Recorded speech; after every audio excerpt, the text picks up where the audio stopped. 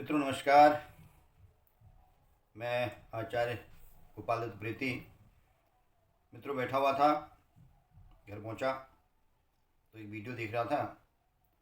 तो बैठ करके चाय पीते पीते मन में विचार आया, मैंने कहा आपसे विचार शेयर करूं कि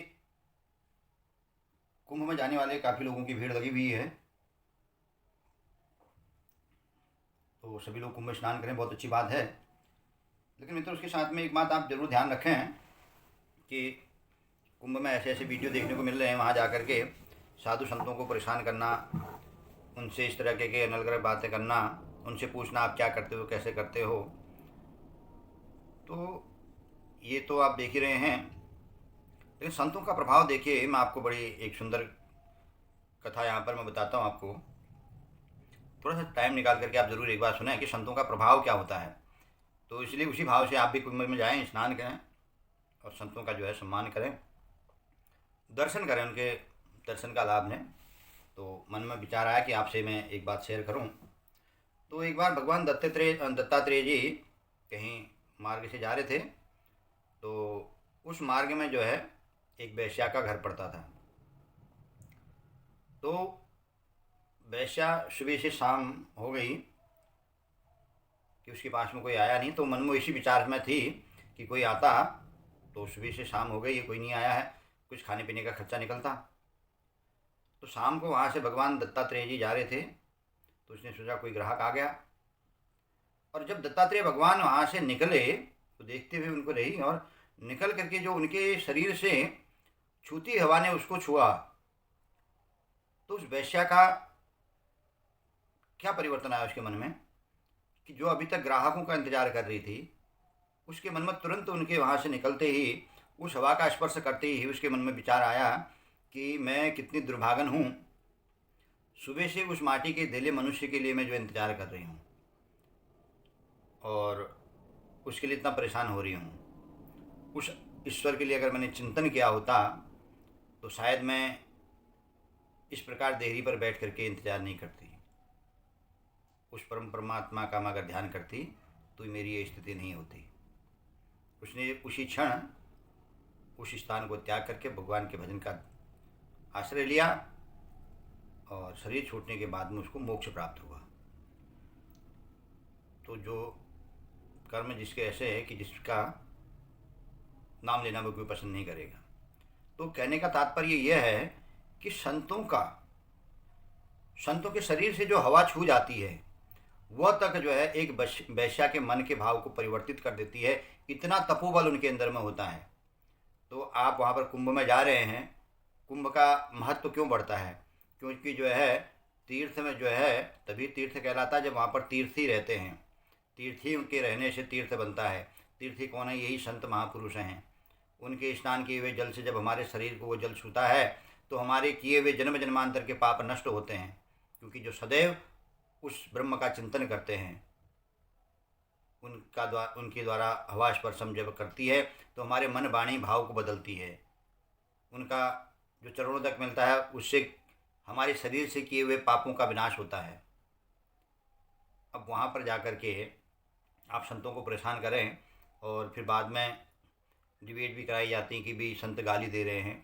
आप मन में ये सोचिए कि आपका बच्चा साल भर पढ़ाई करता है और पेपर के बाद में आप कहते हो कि बच्चे को जो है थोड़ा सा कहीं घूमने के लिए ले जाना चाहिए, क्योंकि बच्चा साल भर पढ़ के परेशान हो गया होगा, थोड़ा सा माइंड फ्रेश हो जाएगा, कहीं इधर उधर चला जाएगा।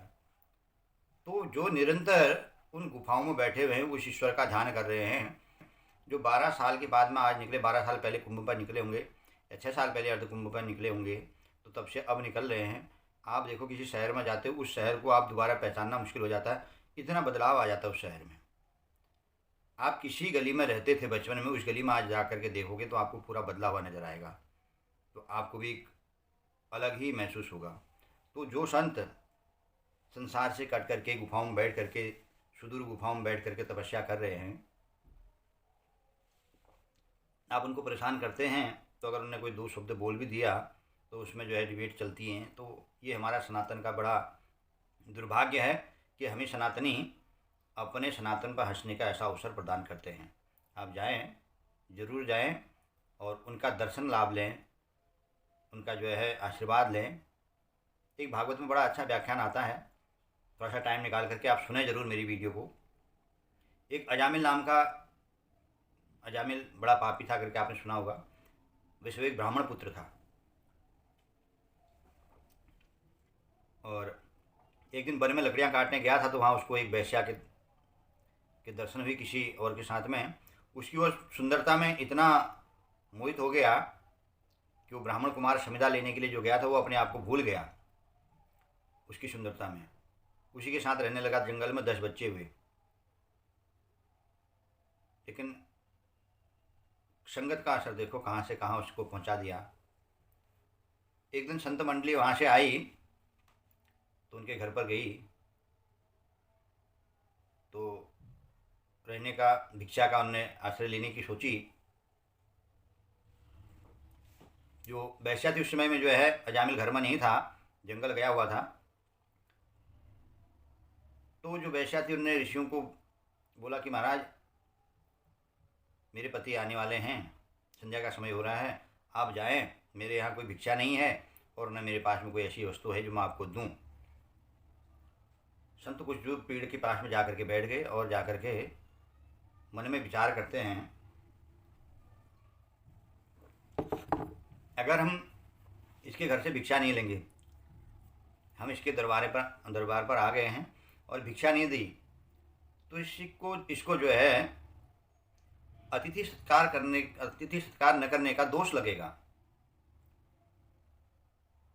तो इस कुछ दूर जाकर के पेड़ के जड़ पर बैठ करके सोच रहे हैं कि इसको अतिथि सत्कार का दोष न लगे, क्या करा जाए। तो उनने मन में विचार किया कि हम इसके हाथ आए तो हैं, तो एक अपनी मंडली में से एक संत को भेजा, तो बोला कि उसके घर से एक बाल्टी पानी लेकर के आ जाओ। तो पानी पीने की इच्छा हो रही है, तो यहाँ पर हमारे पास पानी नहीं है, तो पानी लेकर के आ जाओ। तो एक जा करके पानी लेकर के आ गए। तो संत देखो कितने दयालु होते हैं। तो संतों ने कहा उसकी बाल्टी वापस करने जाओ। तो हमने उसका अतिथि स्वीकार किया, तो उसके अतिथि के बदले आते हैं हमें जो है कुछ न कुछ उसके बदले हमारे को देने का मतलब होता है। हम किसी के घर में जाते हैं तो उसने हमारे को अगर बुलाया, उसने हमारा अतिथि सत्कार किया, हमारा भी फर्ज बनता है हम उसका धन्यवाद करें। तो वही ऋषियों ने कहा कि तो धन्यवाद के बदले तुम उसके पास में जा रहे हो, तो उसको ये बोलना कि भाई हमने जल स्वीकार किया, तुम्हारा आतिथ्य स्वीकार किया, तो आतिथ्य के रूप में हम आपको आशीर्वाद देते हैं। आशीर्वाद के रूप में हम आपको ये कहते हैं, आपके गर्भ से जो संतान होने वाली है उसका नाम आप नारायण रखना। इतना बोल करके ऋषि लोग आगे को चले गए। और अजामिल आया, पूछता है, तो कहते हो चले गए। बोला अच्छा हुआ चले गए, नहीं तो मेरी हाथ में मौत के घाट उतरते। कुछ समय बीता, उसके बाद में उनके एक संतान हुई, तो उसका नाम उन्होंने नारायण रखा।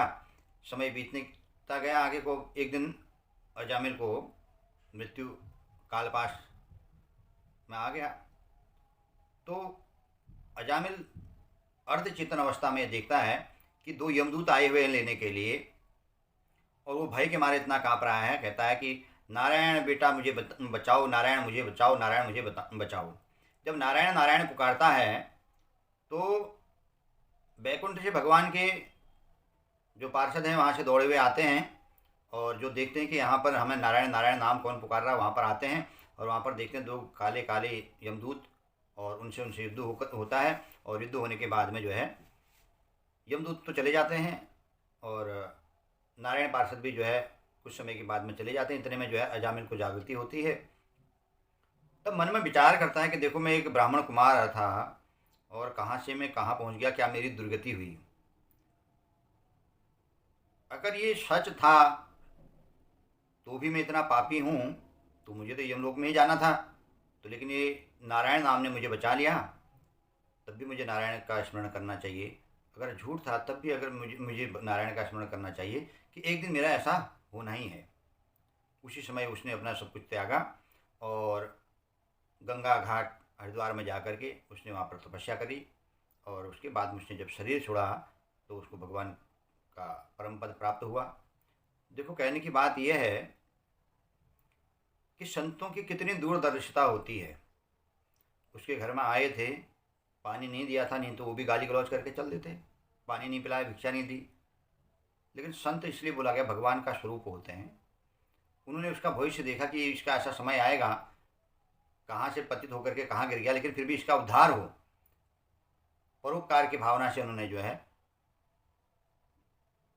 उसी समय में देख लिया कि इसके संतान होगी और उसका नाम नारायण रखेगा, तो इसका नारायण नाम से ही उद्धार होगा।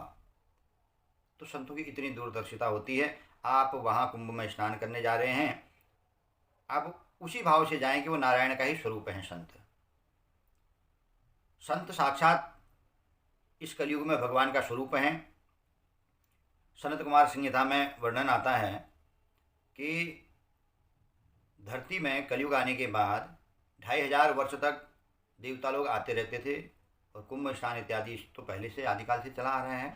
जब समुद्र मंथन हुआ था, जो उसमें अमृत कलश निकला था, उसको लेकर के जब भगवान देवताओं से लेकर के मोहिनी रूप में गए थे, तो वो 4 जगह जो 4 बूंदें टपकी, वहीं आज जो है कुंभ लगता है। तो ये आदिकाल से चला आ रही परंपरा। तो उसी समय से जो है ऋषि परंपरा भी हमारी है। उस समय में भी जो है देवगुरु बृहस्पति इत्यादि सब होते थे। वशिष्ठ पाराशर सारे जितने भी चवन इत्यादि जितने भी अति वशिष्ठ पुलस्त पुलह क्रतु अंगिरा चयनश्य अनेक जितने भी ऋषि मुनि हैं उस समय से ही हैं। भगवान रामचंद्र जी भी उसी घाट से पार करके गए। आप उस भाव से जाएं कि भगवान न जाने कौन सा ऋषि किस रूप में इस घाट पर आया है, कौन देव किस रूप में इस घाट पर आया है। देखो जो भगवान कृष्ण जो है ने जब स्वरूप अपना जो है मृत्युलोक में लिया, तो उस समय में उनका परिकर पहले आया। कोई ग्वाल बना, कोई बाल बना, कोई जो है स्त्री बना, कोई पुरुष बना, कोई गायें बने, कोई बछिया बना, सारा परिकर ही तो था।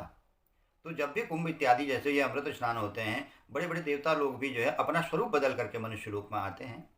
ऋषि मुनियों के शरीर के अंदर में प्रवेश करके सूक्ष्म रूप से वो स्नान करके जाते हैं। आप उन ऋषि मुनियों को परेशान करेंगे, न जाने किस ऋषि मुनि के अंदर में कौन से देवता का अवतार बना हुआ है।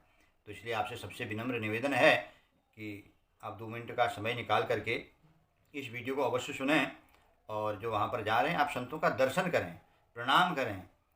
प्रातःकाल वो जब संत स्नान कर रहे हों उसी समय आप भी गंगा यमुना में स्नान करें, त्रिवेणी में स्नान करें। उन संतों के चरणों से लगी हुई जो गंगा यमुना का जो जल है आपके माथे पर भी आ जाए तो आपके जन्म जन्मांतर के पाप नष्ट हो जाएंगे, और भगवान संत रूप में प्रकट हुए हैं इस भाव से आप जाएं तीर्थभूमि में, तो आपका कल्याण होगा। और तीर्थ में जो आप कुंभ में स्नान करने जा रहे हैं, तो उसका मतलब ही यही है कि आप जो है पापों को, आप पापों से जो किए हुए ज्ञात और अज्ञात पाप हैं उनकी निवृत्ति के लिए आप जा रहे हैं। और वहाँ पर जा कर के आप ऐसे देवताओं का अगर अपमान करेंगे तो आप समझें कि आप अपने पाप की वहाँ पर उतार के आए या पाप अपने ऊपर चढ़ा के आए। तो इसलिए आपसे सबसे निवेदन है आप स्नान करें और उनका दर्शन करें, दर्शन का लाभ करें।